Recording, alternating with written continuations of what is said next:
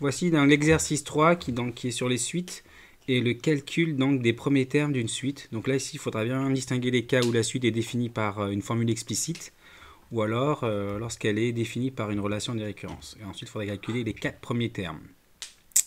Donc je vous laisse mettre sur pause et on passe directement à la correction. Alors, donc pour la suite numéro du petit 1, ici vous avez deux informations. Donc U0 il est égal à 2. Et vous avez là que UN plus 1 est égal à 5 fois UN plus 1. Quand vous avez ce genre de choses, forcément vous avez donc une relation de récurrence, que la suite donc elle est définie par relation de récurrence. C'est-à-dire qu'il y a une relation entre UN plus 1 et UN, d'accord, que j'ai entouré ici. Vous avez que UN plus 1, le terme qui suit UN, donc c'est 5 fois le précédent plus 1. D'accord, c'est 5 fois le précédent, la valeur précédente que je mettrai ici, plus 1.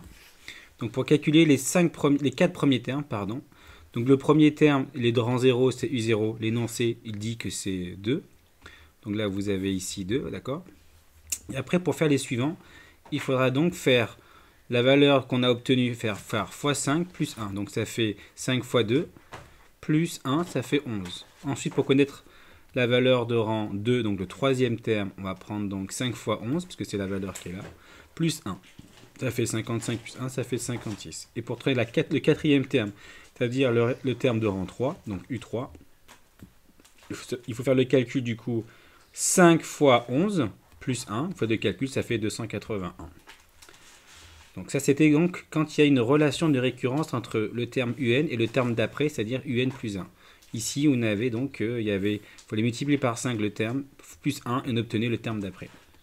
Pour la question 2, vous avez une suite WN, d'accord, d'indice N ici, qui est tout simplement, il n'y a pas de relation entre WN et WN plus 1. Il y a juste ce qu'on appelle une expression en fonction de N du terme WN. Et ça, on appelle ça donc on a donc WN en fonction de N. Donc c'est une suite définie par formule explicite. C'est-à-dire qu'on peut calculer n'importe quel terme de n'importe quel rang. Il suffit de remplacer la valeur de N, d'accord, c'est-à-dire de mettre ici n, et ensuite automatiquement vous avez la valeur de rang n. Donc le rang 0 c'est le premier terme, donc U0. On va remplacer ici à chaque fois le n par la valeur du rang. Comme c'est le rang 0, ça va être donc 0 au carré plus 1 sur 10 puissance 0. Donc 10 puissance 0, je vous rappelle que ça fait 1. Donc ça fait 0 plus 1 sur 1, ben ça fait 1. Ensuite, le rang 1, on va remplacer donc n par 1, ça va faire U1. C'est 1 au carré plus 1 sur 10 puissance 1. Du coup, ben là, ça fait 1 plus 1, 2 sur 10, donc 0,2. Et ainsi de suite, on remplace n par 2. Là, c'est le troisième terme. Donc, vous avez U2. C'est donc 2 au carré. Donc là, c'était 1 au carré, 10 puissance 1. Là, c'est 2 au carré, 10 puissance 2. Ça fait 4 pour la puissance. 4 plus 1, 5 sur 100. Donc, on divise par 100, on déplace la virgule de 2 rangs à gauche, et vous avez 0,05. Ensuite, quand n vaut 3, c'est le quatrième terme, donc c'est U3. On remplace tous les n par 3. 3 au carré ici et 10 puissance 3. 3 au carré, ça fait 9, plus 1, 10. 10 sur 1000, ça fait 1 sur 100, c'est-à-dire 1 centième, c'est-à-dire 0,01. Pardon. Et il reste la dernière suite, c'est donc celle-ci, le 3, une suite xn. Donc on a x0, c'est 5. Et après, il y a une relation entre xn plus 1 et xn. Ben ça, c'est ce qu'on appelle une relation de récurrence, puisqu'il y a une relation entre xn et xn plus 1 et xn. Donc c'est une relation de récurrence. Donc ici, c'est un peu plus compliqué que tout à l'heure. Pour passer d'un rang à un autre, on prend la valeur du rang n, et on ajoute à cette valeur la valeur de ce rang. On en rajoute n, d'accord? Et on obtient la valeur donc du rang d'à côté. Donc on va voir ce qui se passe. Donc quand c'est le premier terme, c'est de rang 0.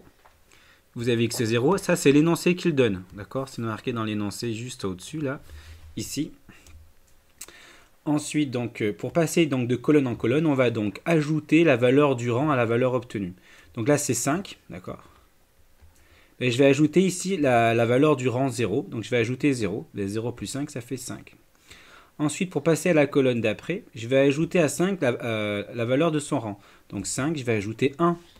Donc ça va faire 5 plus 1, ça va faire 6. Pour passer au terme de rang 3, c'est-à-dire le quatrième terme, je vais prendre 6 et je vais ajouter son rang, donc le rang dans lequel il est placé. 6, c'est la valeur de rang 2, donc je fais 6 plus 2, d'accord? Et donc j'ai 6 plus 2, ça fait 8.